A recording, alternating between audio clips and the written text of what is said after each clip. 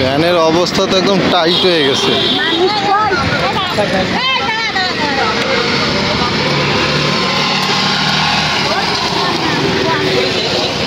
ফুলতলা উপজেলা নতুনহাটের পরে ভয়াবহ দুর্ঘটনা। এই হচ্ছে ভ্যানের অবস্থা। তেলের গাড়ির সাথে অ্যাক্সিডেন্ট হয়েছে। হ্যাঁ, মুরব্বী অসুস্থ নিয়ে গেছে। এমনি কোনো ক্ষয়ক্ষতি হয়েছে ওনার শারীরিক? এমনি কোনো জায়গা ভেঙে ধরে যায়নি, একবার অ্যাক্সিডেন্ট হয়েছে। একবার সামনের তল দিয়ে ঢুকে চলে গেছে, একবার পিছনের চাকার এক হাত বাকি আছে। ভালো বেঁচে যেন বাইরে গেছে মুরব্বী। প্যাসেঞ্জার ছিল না? কোনো প্যাসেঞ্জার নেব, উনি এই গাড়িতে তেলের গাড়িতে এদিকে যাচ্ছে, আর উনি করলাম ওই দিকে যাচ্ছে, ওই দিকে হট করে গুলি দিচ্ছে মুরব্বী জানালা ঢুকোই দিচ্ছে। এই যে আবার ঢুকাই দিচ্ছে এ পিছনে।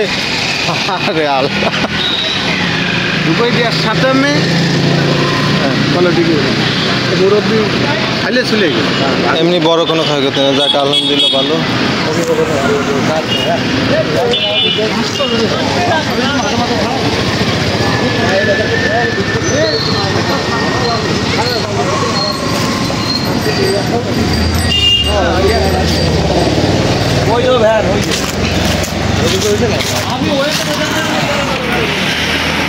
এই যাচ্ছে সেই গাড়ি, যে গাড়িতে অ্যাক্সিডেন্ট হয়েছে।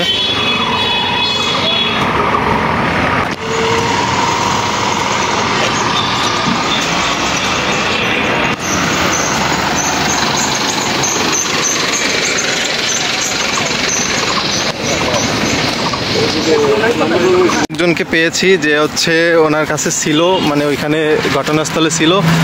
জি ভাই, আপনি একটু এই সাইডে আসেন, আপনার মুখ দেখা যাচ্ছে না। জি, এবার বলেন যে ঘটনাস্থলে কি হয়েছিল। ঘটনাস্থলে লোড গাড়িটা যাচ্ছিল, যাওয়ার পরে ভ্যান হঠাৎ করে রানিং একটা ঘুরলি দিছে। আচ্ছা আচ্ছা। যেহেতু গাড়ি ড্রাইভার ব্রেক করেছে, কিন্তু ব্রেক করার পরও ওই গাড়ি জমা রেখে সেখানে সম্পূর্ণ জল হচ্ছে ভ্যানালার। আচ্ছা, ভ্যানালার কি কোনো বড় ক্ষয়ক্ষতি হয়েছে? সেরকম কোনো ক্ষতি হয়নি, কিন্তু এই মহাসড়কে ভ্যান গাড়িগুলো না হচ্ছে সবচেয়ে ভালো হয়।